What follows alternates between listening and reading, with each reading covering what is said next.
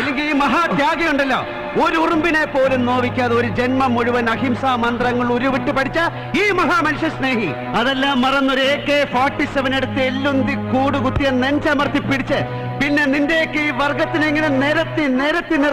നിന്റെയൊക്കെ ചങ്കിലിട്ട് ഹറാം ഹറാം ഹറാം എന്ന് എണ്ണി തുരാന്ന് കാഞ്ചി വലിച്ചത് ഈ മഹായോഗി ഇങ്ങനെ തപസ് പോലെ കുനിഞ്ഞു കൂടി കുത്തിയിരുന്ന് നൂറ്റി നെയ്തെടുത്ത് സ്വന്തം രാഷ്ട്രത്തിന് ഇവിടുത്തെ ആർഭാടങ്ങൾക്ക് അവകാശമില്ലാത്ത പാവം പ്രജകൾക്ക് സമർപ്പിച്ച ഈ തിരുവസ്ത്രം ഉണ്ടല്ലോടാ, കുറച്ചു മുമ്പ് നീ നിന്റെ മൂന്നാമത്തെ മുഖം എന്നെ കാണിക്കാൻ പൊന്തിച്ചു പിടിച്ച ഈ സാധനം, ഈ ഖദർ, ഇതിനൊരു ദേശീയ പതാകയുടെ വിശുദ്ധി ഉണ്ടായിരുന്നു ഈ നാട്ടിലെ ജനങ്ങളുടെ മനസ്സില്, അവരുടെ ഞരമ്പില്,